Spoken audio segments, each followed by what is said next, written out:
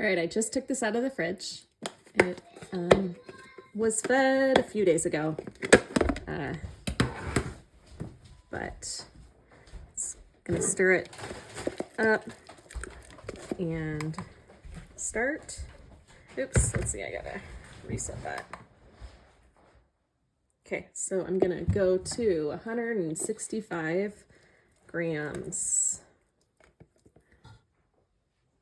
Okay, we're at 166, doesn't really matter. I'm gonna reset it, and water is gonna be 400 grams. I just use whatever cup I have around that's clean, doesn't matter. Like 400. And now I'm gonna stir this up, and then I'll add my salt in. You do not need a whisk like this. It makes it a little bit more efficient, but you can just use a spatula. You do not need something like this. Now for my salt, which is gonna be 15 grams. There we go, 15, then stir that up. All right, that's all stirred. Now I'm going to do 650 grams of my Costco all-purpose organic flour, which I have found works the best. Compared to other flours. I tried King Arthur's organic all-purpose flour one time because I ran out of my Costco one, and it like kind of killed my starter. I feel like I don't know, but my bread went in a downward spiral. My starter kind of started dying, it seemed like. And then once I replenished it with my King Arthur's, everything came back to life, and it was great. So it's at 651. A-okay. Now I'm going to stir all this together. Okay, so I have mixed it, and I'm going to do this for a little while. I think the original recipe says that you don't even have to really knead it, just incorporate all the ingredients together. But I know that when you knead it, it builds the gluten more. So I always knead it for like 10 minutes. In the past, I would like get my hands all floured up and the surface all floured, but I really don't like adding more flour to the recipe. I just like the outcome better of the chewiness and moistness of the dough, or the bread. So, yeah, I've been doing this and just kind of kneading it with my spatula, and then my hands don't get all crazy sticky, because this dough is a little bit more sticky. But yeah, the more you work with it, the less sticky it will be. But yeah. And then you can also take like a scraper and kind of take it out onto the counter, out of the bowl, and use the scraper if you want to. Or you can just knead with your hands if you don't mind your fingers getting coated in dough. I just don't like to waste any of the dough. I want to keep it all so that I have more bread. It might just be kind of insignificant amount, but still, I don't know. It's just how I am. And yeah, so I'm just kind of keeping it in here and kind of kneading. So I do this for like 10 minutes. Okay, now I'm going to take my avocado oil and spray the inside of the bowl. And I'm going to flip it onto the other side and spray the other side now. Usually I just have the dough plopped out, but I'm just trying to figure out if I can just do it all, at least this step, inside the bowl. I've never done it this way. I've never like sprayed the bowl like this. Seems like it'll be fine. So there we have it. I'm going to let that sit, put my shower cap on, and we will see this baby in the morning. Okay, it's 10:30 in the morning. I got distracted with things, but you see it's over the rim. It's grown a lot. Comes right off of the shower cap for the most part. Usually it will peel right off, and that's okay. There's a few pieces. Okay, so what I'm gonna do is I'm gonna flour the surface.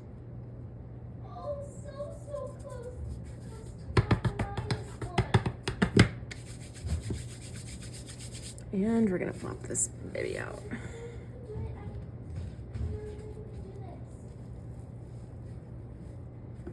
All right, so now I'm gonna take my spatula and I'm just gonna scrape. All right, last little piece. Comes out really easily. Put that on there. And now what I'm gonna do is I'm going to just take one edge, pull it out, fold it in, and I'm gonna take this edge, pull it out, and fold it in. Now what I'm gonna do is I'm going to roll it a little bit tight.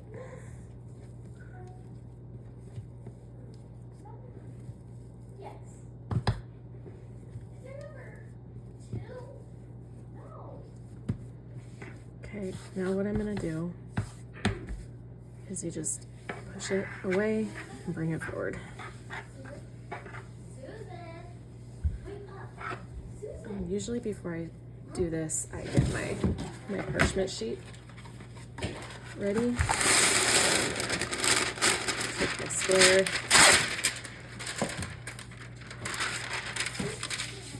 Have that ready, set aside. Take my lid off. And get it nice and tight like that. Put it in the middle of the parchment sheet. And then pop it into the middle of our. Now we're gonna let that sit for about an hour with the lid on.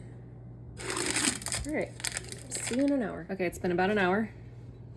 So it's grown. I'm gonna take this out.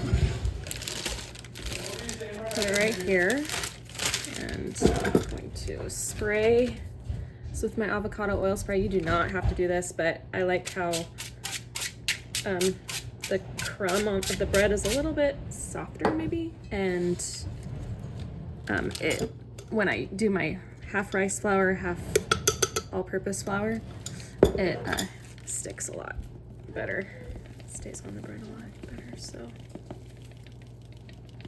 I also like the bread without the oil and just the flour on it. So I'm gonna do that. Dusting it all over. Now, on there a little bit. And then if you have a lame, you can make your designs, or you can just do a knife and just slice it down the middle. I just like to do a simple design, like that, and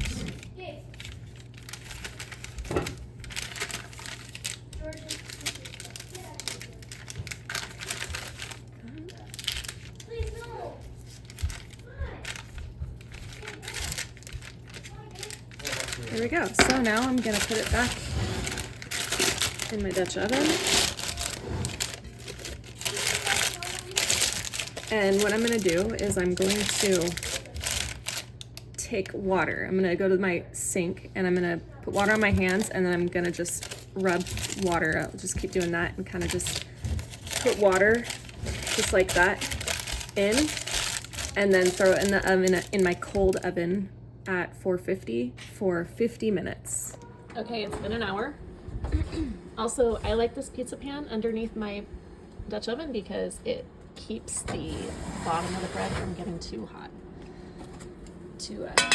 That looks nice and good. So now I'm gonna take this out of the Dutch oven and turn the temperature down to 425 and let it go for another like 9 minutes. Okay, in for 9 minutes. It's been 9 minutes and it looks beautiful. So I'll put it up on the counter to rest for like 10-15 minutes. Okay, it's been about 20 minutes probably.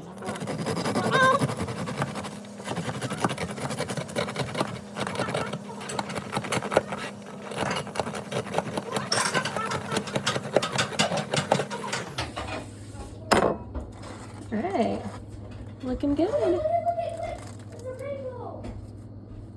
This is more dense, which is how we like it. It's more of like a sandwich bread. And it's really chewy and moist, and yeah, I'm really happy.